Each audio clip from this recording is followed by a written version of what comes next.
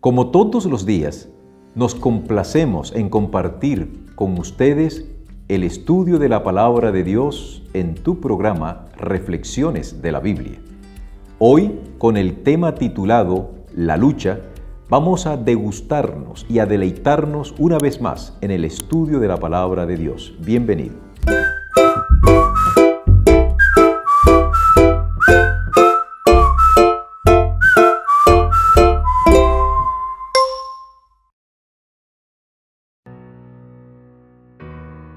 ¿Sabías que cuando una mujer israelita se casaba, el novio debía entregarle al padre de la novia la dote?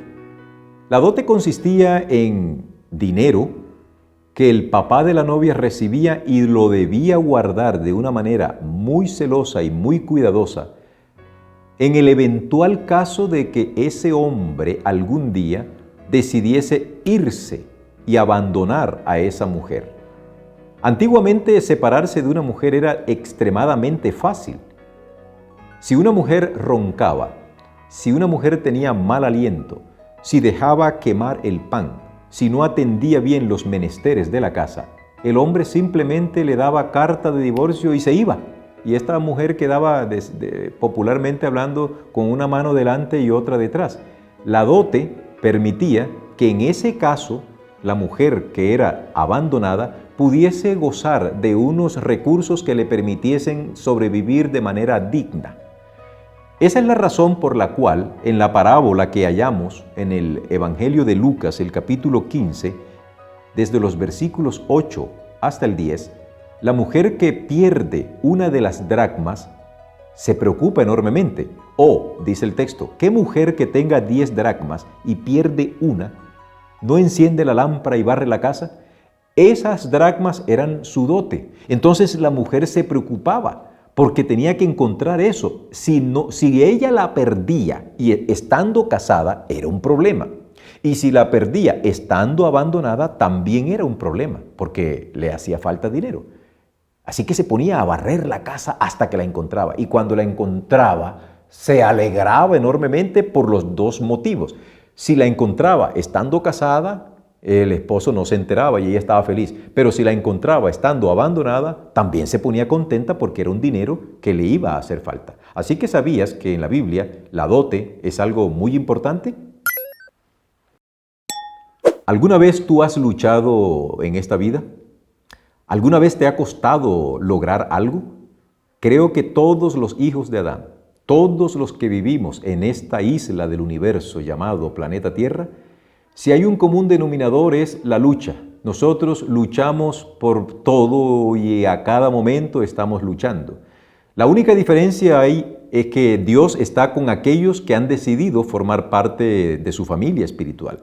Cuando Cristo está conformando su iglesia a través de los 12 apóstoles, Él fue muy claro con ellos. Y en el capítulo 16 del Evangelio de Juan, si gustas acompañarme, vamos a buscar ese pasaje.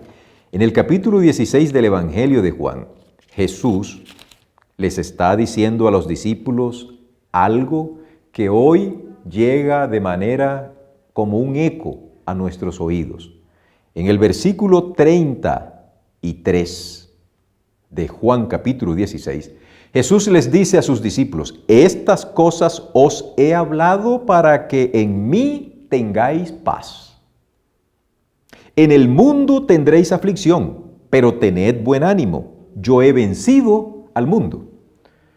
Como hemos podido evidenciar en el estudio de esta semana de la epístola a los Hebreos, estos hebreos, estos israelitas, estos cristianos, habían llegado al Evangelio y lo habían abrazado con mucho fervor. Pero a ellos, como a ti, les tocó enfrentar luchas. Todo aquel que quiera seguir en pos de mí tendrá aflicción, tendrá enemigos. Jesús nos lo anticipó con mucha antelación. Y los hebreos, o los destinatarios de la carta de Pablo, no eran la excepción. Cuando ellos escucharon la predicación de los apóstoles, no sabemos qué apóstol llegó a predicarles a ellos.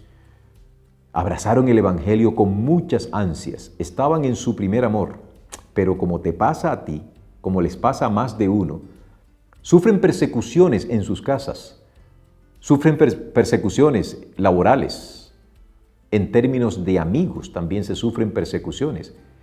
Y en algunos casos ha habido situaciones en donde el Hijo de Dios, por seguir a Jesús, es despojado de sus bienes materiales. Colombia atravesó un período excepcional de violencia y todavía los rezagos de esa violencia aún se sienten en muchos lugares de la geografía colombiana. Iglesias enteras eran cerradas, eran expropiadas por estos grupos delincuenciales que azotaron a nuestro país hace unas décadas, hace unos lustros. Esto generó en estos creyentes un incremento de su fe, porque no tenían a nadie a quien recurrir. El gobierno prácticamente los había abandonado, los había dejado a su suerte, a merced de los violentos. Análogamente a la situación que se ha vivido en nuestro país, Colombia, y que posiblemente tú, mi estimado oyente, estés ubicado en un país en el que la violencia también ha hecho su imperio. Los primeros cristianos también fueron afrontados con distintas acciones delincuenciales revestidas de un ropaje de imperialismo, de protección de los derechos de los demás. En la epístola se nos menciona que muchos de los creyentes también sufrieron ataques verbales y físicos. ¿A ti no te suena esto familiar? Hoy pareciera ser que ser cristiano está de moda. Es fácil hoy ser cristiano. Incluso hay actores de cine, músicos de música popular, políticos, hombres de negocios que se ufanan de declararse cristianos, seguidores de Cristo, pero ellos tienen un camino un poco diferente al que habitualmente la Biblia presenta.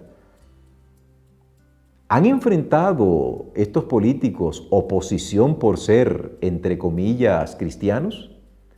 ¿Han enfrentado estos grandes hombres de negocios oposición por ser cristianos? ¿O estos actores se les ha negado la participación en una película porque dizque se declaran cristianos? Yo no lo creo, simplemente por una razón. Jesús fue claro: el que quiera seguirme a mí debe abandonar padre, madre, hijos, hermanos, esposa, todo por mi causa. ¿Lo han hecho estos actuales seguidores de Cristo?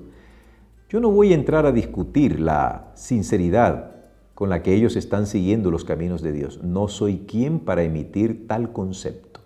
Pero en la Biblia no se presenta un cristianismo de un camino lleno de flores. Jesús fue claro: el camino ancho y espacioso, que son los que siguen la mayoría, no llega a la vida eterna.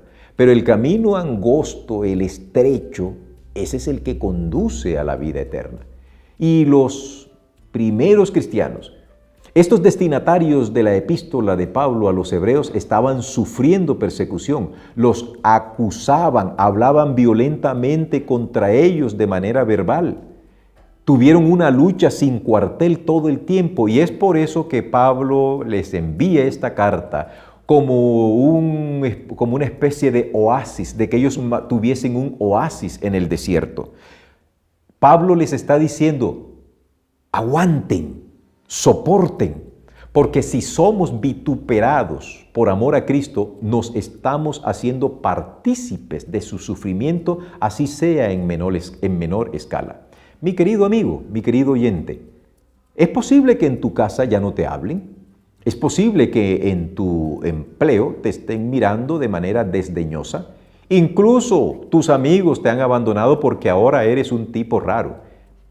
Siéntete agradecido a Dios, no porque tú hayas buscado esto, No es porque los cristianos deseamos que nos azoten o que nos hablen violentamente. No, es porque el contraste que se ve es tan evidente que nuestra presencia llena del poder del Espíritu Santo es contrastante con la vida impía de estas personas y por eso se sienten incómodos con nuestra presencia y nos atacan. Si esto es así, te estás identificando con estos destinatarios de la carta de Pablo a los hebreos, porque la lucha continuará. Pero una cosa sí sabemos, finalmente triunfaremos y tendremos delante de nosotros un caudal infinito de bendiciones que Dios ha preparado para cada uno de sus hijos. Bendiciones.